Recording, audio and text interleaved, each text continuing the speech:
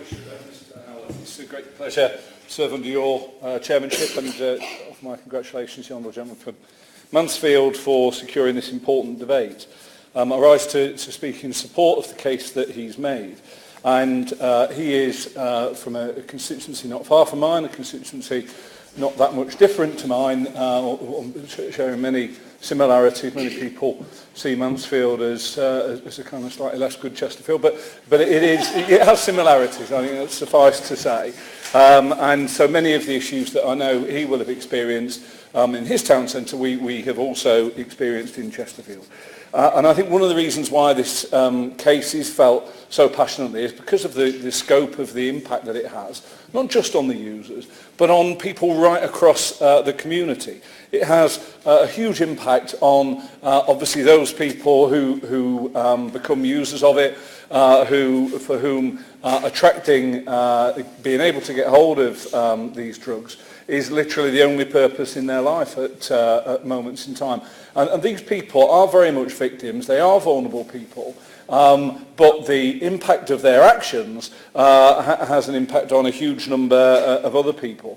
There are huge numbers of people who are frightened to go into the centre of our towns because of the impact that they see of Spice and Mamba users and the really alarming state that people get themselves into on these drugs.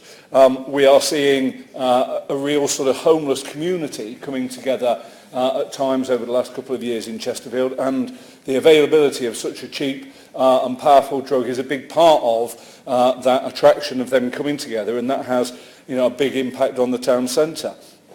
Also has a huge impact on our businesses, on retailers.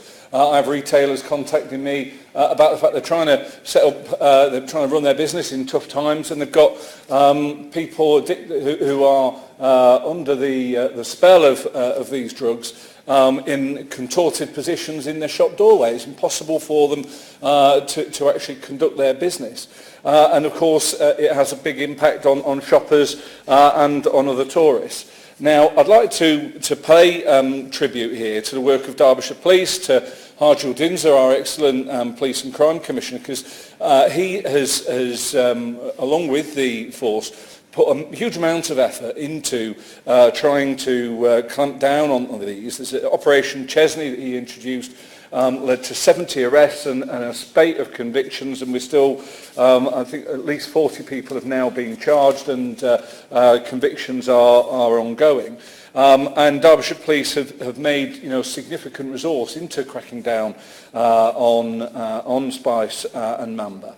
But there is a limit, whilst it's a Class B drug, as to the resources they can put into it, and also the returns that they get.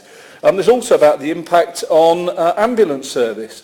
We've seen a six-fold increase in the last year of the number of ambulance calls outs to people who are on synthetic cannabinoids. Now, I know when we spoke at the APPG meeting that the Honourable Gentleman from Mansfield brought together, there were people speaking there saying that their worry was that this would end up criminalising users, and my sense is that there is a widespread agreement here that what we're after is trying to reduce the incentive for dealers in this, not about going after the people who are the victims themselves, who are vulnerable from any of those because of the availability of these drugs in prison. Prison holds no disincentive.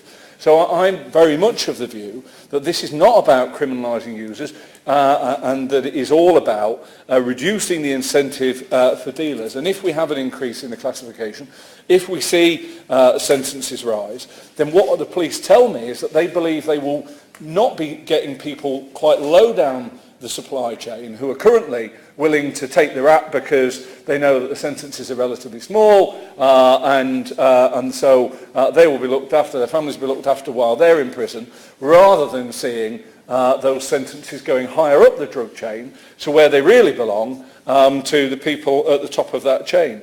And it is up to us as legislators to ensure that our directions to the courts achieve that aim. So if anyone is to say, well, what this is going to do is to criminalise the victims, it's up to us to make sure that when we follow on from the instruction that this debate is given to the Home Secretary, when we actually get into the legislative process, we ensure that the directions to courts are sufficiently robust, that they understand what we're talking about. Now, the Honourable Gentleman referred to antisocial behaviour. I think antisocial behaviour, sort of under that phrase, understates the scale of the issue and the scale of the impact that this has. When I think of antisocial behaviour, I think about children riding around on bikes in their local communities, being noisy, knocking on people's doors.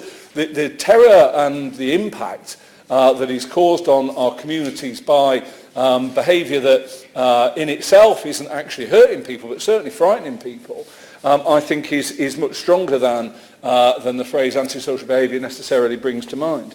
And the Honourable Lady from Chelmsford talked about the impact on prisons, and I went recently to visit Nottingham Prison, which is one of 10 that is getting very specific direction from the government about improving their standards and reducing their suicides, and the impact that Spice and Mamba and synthetic cannabinoids are having on the running of that prison is just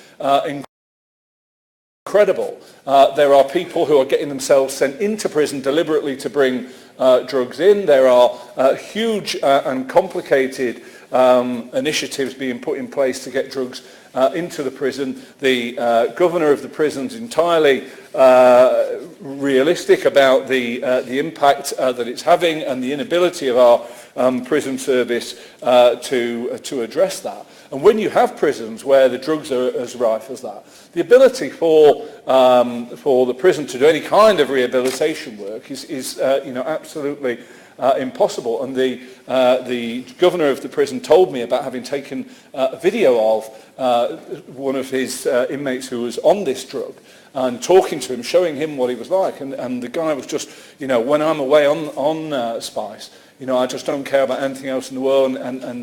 So the impact that it's having on our prisons is a very substantial one.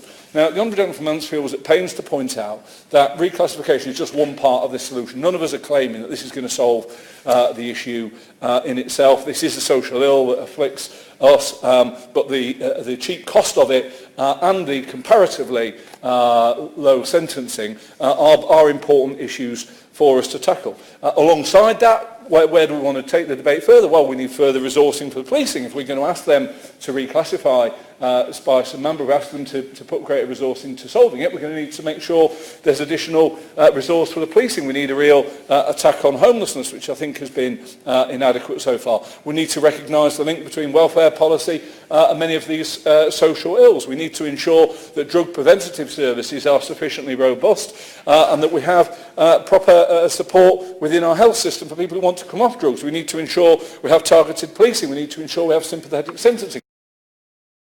So all of us recognise that this is just one part of a much broader solution, but because it doesn't solve everything, I don't believe, Mr Howarth, that it means we shouldn't try and do anything, and that's why I support the case that the Honourable Gentleman is making today.